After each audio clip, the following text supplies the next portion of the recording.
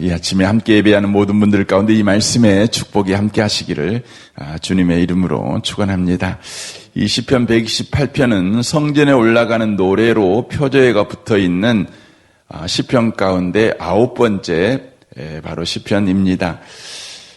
누가 지었는지는 알 수는 없습니다.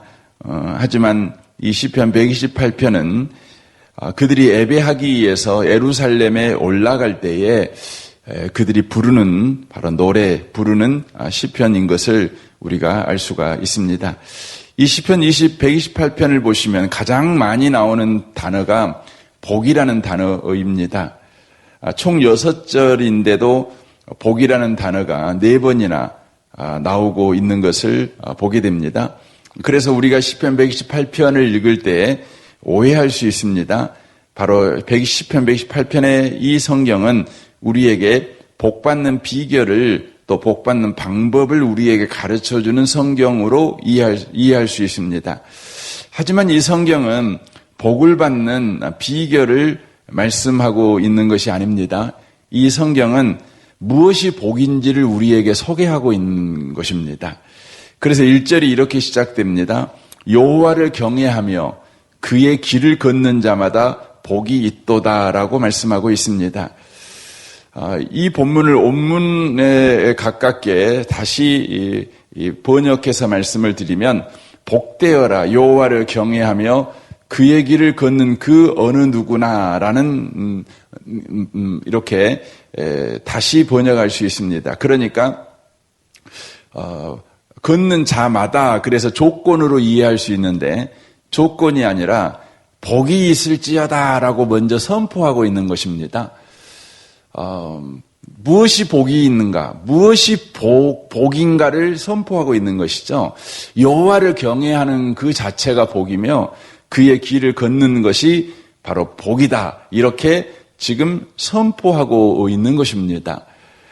사랑하는 성도 여러분, 우리가 복을 받는 일에 있어서 여호와를 경외하는 것이 방법이나 또한 도구로 전략해서는 안 됩니다. 여호와를 경외하는 그 자체가 복이라는 것입니다. 저는 이곳에 계신 복 있는 분들이 복을 얻기 위한 조건을 충족시키기 위해서 신앙생활을 여러분이 하는 분이 아니라 신앙생활 그 자체가 여러분에게 복이라는 것을 아시는 분들이 꼭 되셨으면 좋겠습니다. 그래서 여기에 여호와를 경외하며 그의 길을 걷는 자마다 복이 있다. 이것이 복 있는 사람이고 이것이 성도의 삶이며 이것이 그리스도인의 삶이다. 이렇게 바로 선언하고 있다고 하는 것입니다. 그러면서 2절에 복 있는 자들의 삶의 열매를 우리에게 보여주고 있습니다. 1절에서 복 있는 사람이 누구인가를 선언하고 2절부터는 그 복 있는 사람들의 삶이 어떠한지를 바로 말씀하고 있는 것이죠. 2절 보십시오.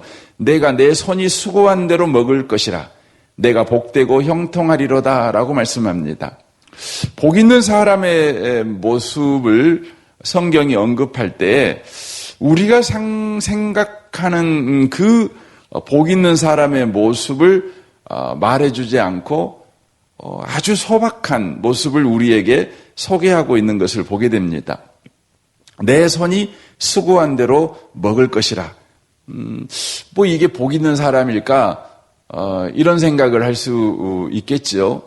하지만 이 본문, 네 손이 수고한 대로 복을 얻을 것이다. 이건 사실 우리 일상에서 우리가 늘 소원하는 것입니다. 사실 우리가 알고 보면 그 욕심을 따라 살아갈 때는 우리가 굉장한 걸 구하지요. 청년 때는 그러지 않습니까? 뭐 100억이 있었으면 좋겠다. 소위 말해서 대박 인생을 꿈꾸는 거 아닙니까? 하룻밤 자고 났더니 스타가 되었다. 뭐 이런 꿈을 우리는 꾸고 살아가지 않았습니까? 하지만 점점 나이가 들면서 우리의 삶의 진짜 복이 뭘까? 그러면 일상이 회복되는 것이죠. 평범하지만 일상이 회복되는 것이죠. 뭐 대단하게 살아가는 것이 아니라 그냥 소박하지만 우리가 수고한 대로 이렇게 먹고 사는 것입니다. 그것이 진짜 복이구나. 이걸 우리가 깨닫게 됩니다. 다른 것들은 욕심이었구나. 우리의 삶이 왜 이렇게 팍팍한가? 왜 이렇게 늘 100m를 달리고 난 사람처럼 헉헉거리고 사는가? 그 이유를 가만히 생각해 보면 우리가 욕심이 개입된 복의 모습을 우리가 꿈꾸고 그렇게 살아가기 때문이 아닌가 이런 생각을 해보게 됩니다. 여러분 복 받았으면 행복해야 되잖아요. 복을 받았으면 안심이 돼야 되지 않습니까? 복을 받았으면 왠지 모르게 옅은 미소가 우리 가운데 있어야 되는 것 아니겠습니까? 언제입니까? 우리 일상이 회복될 때죠. 일상이 회복될 때죠. 어제 제가 시간이 좀 돼서 어제 무등산을 이렇게 다녀왔어요. 한 5시간 정도 산을 이렇게 탔는데 집에 와갖고 이렇게 샤워를 하는데 괜히 좋잖아요. 예. 갑자기 제가 샤워를 하는데 금물이 떨어지는 것도 아니고 그러지 않죠. 그럼에도 불구하고 그게 참 좋습니다. 참 좋다. 그런 생각이 들었습니다. 하나님은 하나님 안에 있는 사람들, 복 가운데 참여한 사람들의 일상이 바로 회복되는 은혜를 우리 가운데 허락하신다고 하는 것입니다. 그래서 여기 이 시편 네 손이 수고한 대로 먹을 것이다. 이 말은 이런 의미의 말이죠. 우리가 일한 만큼 수고한 만큼 먹는다는 것이 얼마나 좋냐. 그거죠. 일상회복이 회복된다는 것이죠. 그리고 더 나아가서 일상의 모든 것이 복으로 받아들여지는 것입니다. 사소한 모든 것이 복으로 받아들여지는 것입니다. 이게 여러분 복 있는 사람의 삶의 모습이라는 것이죠. 혹시 여러분들이 뭔가에 대해서 복으로 받아들이지 못하고 그것에 대해서 조금만 더 있었으면 좋았을 것을 이런 생각이 우리 가운데 드십니까?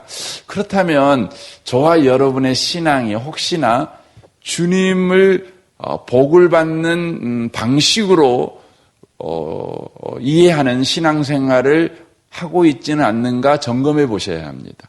하나님 그 자신이 복이라는 것이죠. 그렇게 될 때 저와 여러분은 일상의 모든 것이 복으로 받아들여지는, 복으로 이해되어지는 축복을 우리가 받는 것이죠. 참 굉장한 것 같습니다. 제가 토요일 날 이렇게 설교 준비하고 여기 집에를 가는데 요즘 해가 조금 늦게 지지 않습니까? 가는데 여기 바깥에 해가 지는 일몰을 이렇게 보는데 너무 이쁜 겁니다. 그래서 이 사진을 몇 컷을 여기 찍었습니다. 참 너무 좋다. 저걸 볼 수 있다는 게 참 너무 내가 복되다. 참 행복한 사람이다. 이런 생각이 들었습니다. 그게 왜 그럴까요? 그런 일상의 감각, 일상을 느끼는 축복, 이게 복 있는 사람들의 삶의 모습이라고 하는 것이죠. 저는 오늘 하루를 살아갈 때 여러분들의 모든 감각이 다 이렇게 살아났으면 좋겠습니다. 그래서 여러분이 이 모든 것에 대해서 감사하며 또한 내가 참 행복한 사람이구나. 내가 참 복받은 사람이구나. 이런 고백을 오늘 하루 가운데 넘치게 하셨으면 참 좋겠습니다. 전도서 3장 13절에 보면 이런 말씀이 있습니다. 사람마다 먹고 사는 것과 수고함으로 낙을 누리는 그것이 하나님의 선물인 줄 또한 알았도다 라고 말씀합니다. 알았대요. 겨우 지금 이 고백을 하고 있는 사람이 솔로몬 아닙니까? 솔로몬은 엄청난 부자입니다. 최고의 권력자이고 또 최고의 명예를 누리고 있는 사람입니다.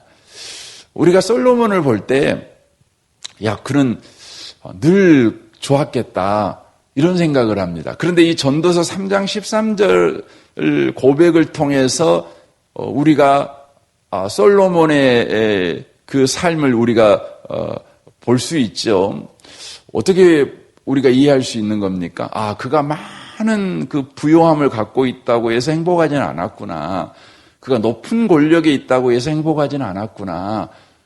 그가 언제 행복했냐면 아침에 이렇게 밥을 먹는데 밥 먹고 있는 자기가 너무 행복한 사람인 거예요. 예. 아, 물을 마시는데 물이 꿀꺽꿀꺽 넘어가는데 물이 너무 시원하고 좋은 거예요. 이 물맛을 느끼고 있는 자기가 너무 행복한 거예요. 비로소 행복했다는 거예요. 그러면서 아, 이게 하나님의 선물이구나. 이게 복 있는 사람들이 누리는 축복이구나. 이렇게 바로 고백했다고 하는 것입니다.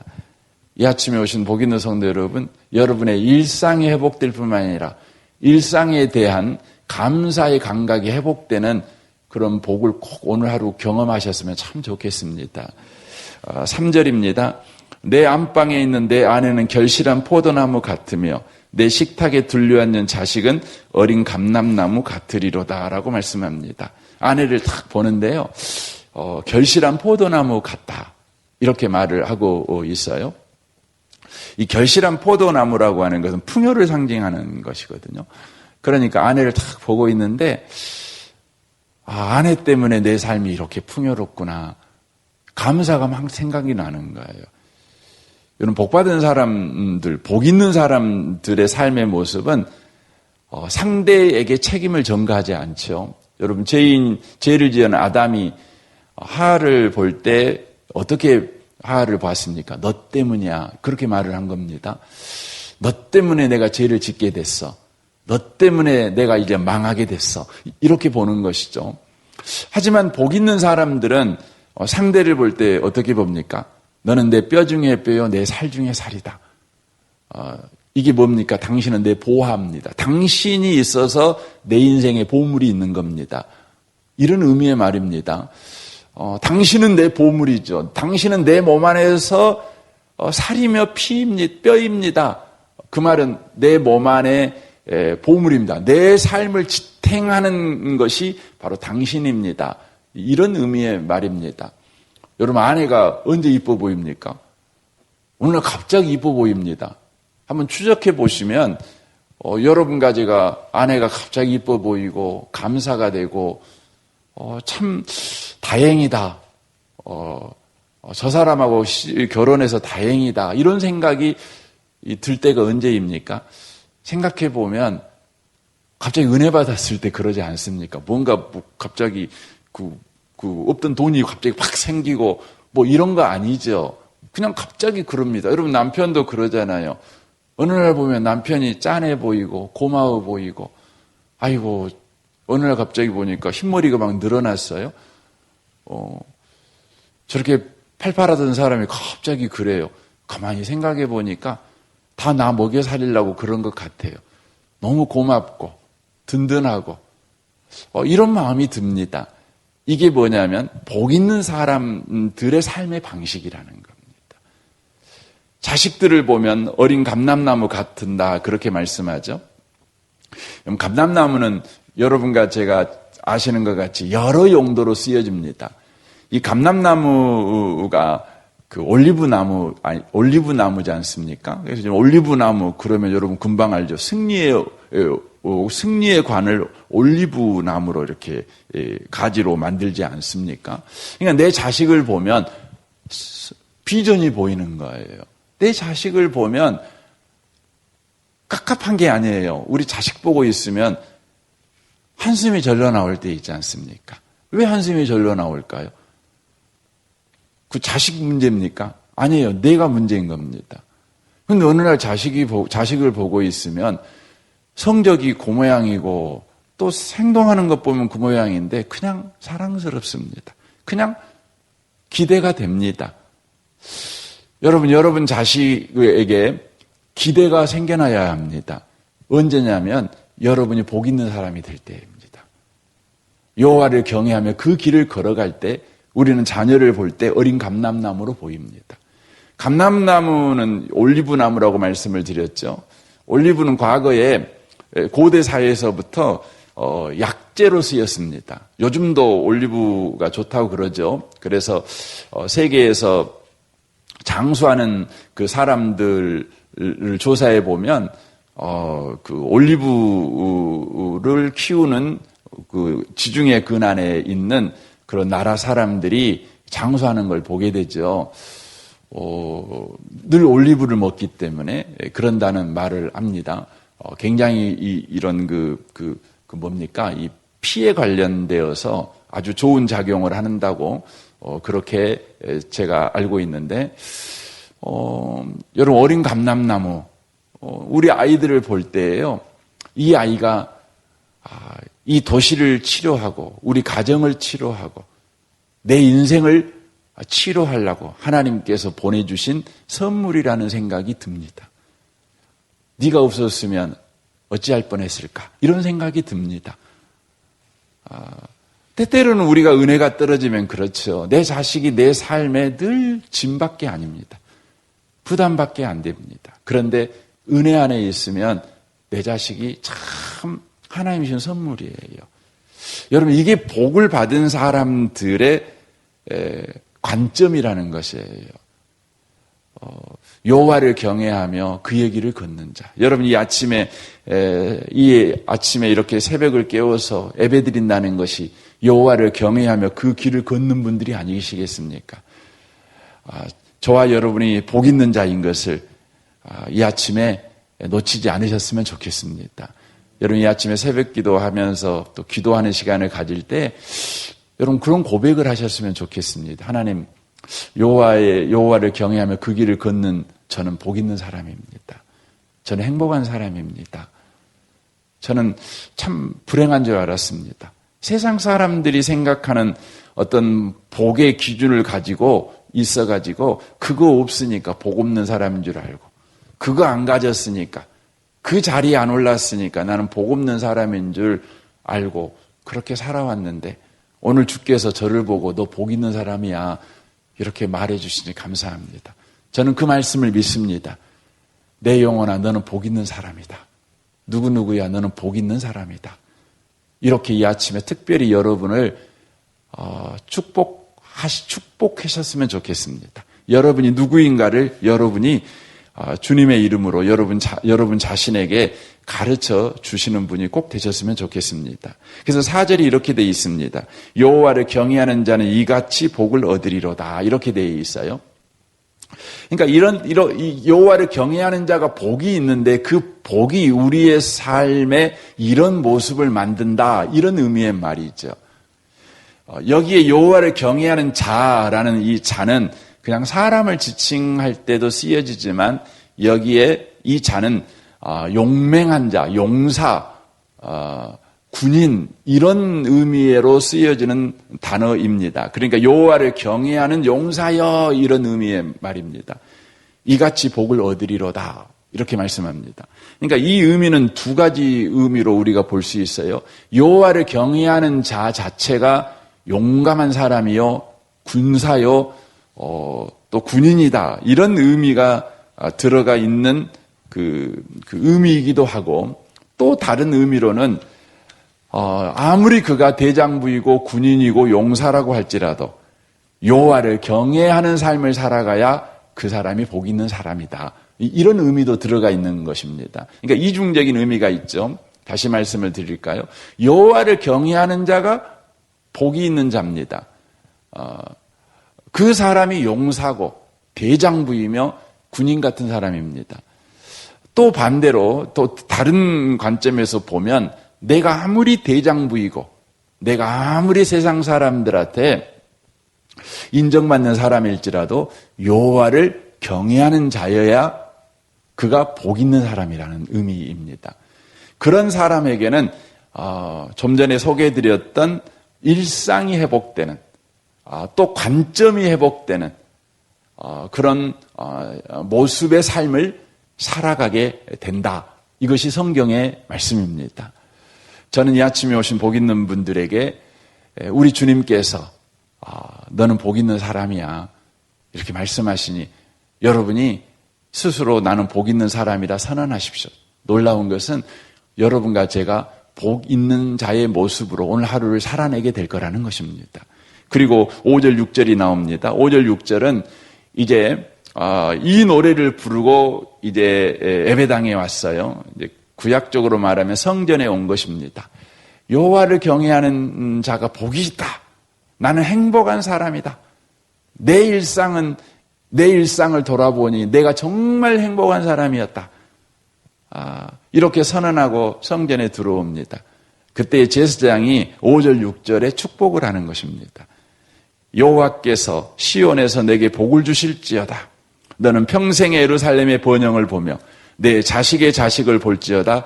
이스라엘에게 평강이 있을지어다. 지로다라고 축복을 선언하고 있는 것이죠.